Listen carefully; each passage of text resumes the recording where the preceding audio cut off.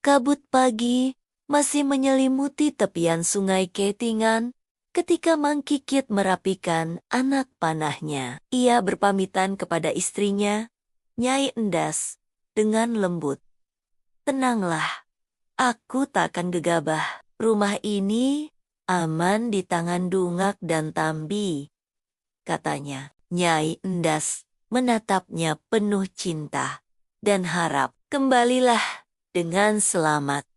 Dengan langkah pasti, Mang Kikit memasuki hutan dan menghilang di balik pepohonan. Di kampung, suasana berjalan seperti biasa. Namun, ketenangan itu terusik oleh kedatangan seorang pria asing. Wajahnya tampan, suaranya lembut, namun sorot matanya menyimpan misteri. Nyai Endas menyambutnya sopan dan mengizinkannya beristirahat di betang. Malam itu, pria asing tersebut menggoda Nyai Endas dengan janji keindahan di dunia lain. Tambi Jongkong memperingatkan, "Jangan tergesa, tinggalkan jejak agar kami bisa mencarimu."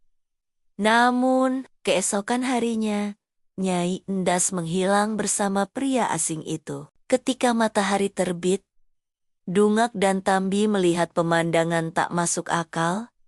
Nyai Endas berjalan di atas air bersama pria asing tersebut. Penduduk kampung panik. Gong dipukul.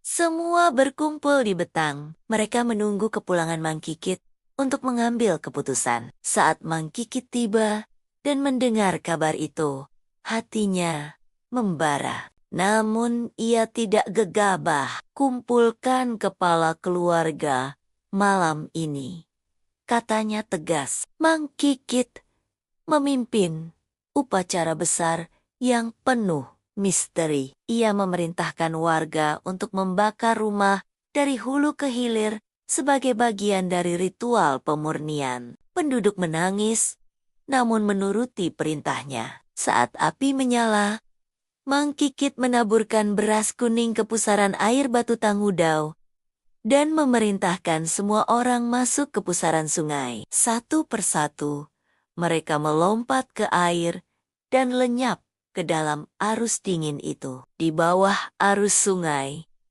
mereka menemukan diri mereka di tempat lain. Kampung indah bercahaya mutiara. Di sana, Nyai Endas menunggu. Dan Mang Kikit menemukan pria asing itu tertidur. Dengan cepat, ia mengakhiri hidup sang penculik. Darah di lantai menjadi saksi bahwa keadilan ditegakkan. Mang Kikit menatap istrinya dan berkata lembut, "Kau takut kehilangan kami, tapi keluarga tidak diukur dari jarak, melainkan dari hati."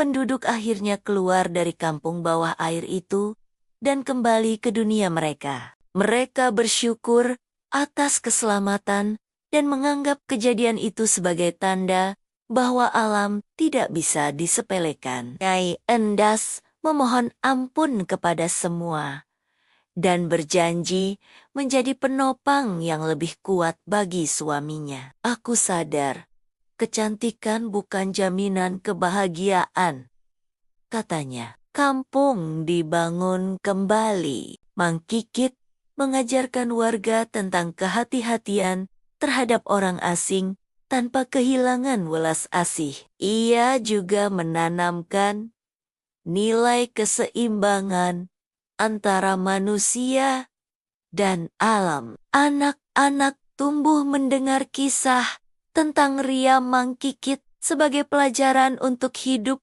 dengan hormat dan keberanian. Legenda ini berakhir dengan ketenangan di tepian sungai Katingan. Mang Kikit dan Nyai Endas hidup damai hingga akhir hayat mereka. Dikenang bukan karena kekuatan, tapi karena kebijaksanaan dan cinta yang menyatukan manusia dengan alam. Pesan moral: kehormatan dan cinta sejati tidak diukur dari kekuatan, tapi dari kebijaksanaan dan kesetiaan. Allah memiliki jiwa, dan manusia harus hidup selaras dengannya. Jangan tergoda oleh janji manis tanpa kebijaksanaan, sebab setiap pilihan membawa tanggung jawab yang besar. Subscribe Ja untuk Dongeng Hikmah Nusantara.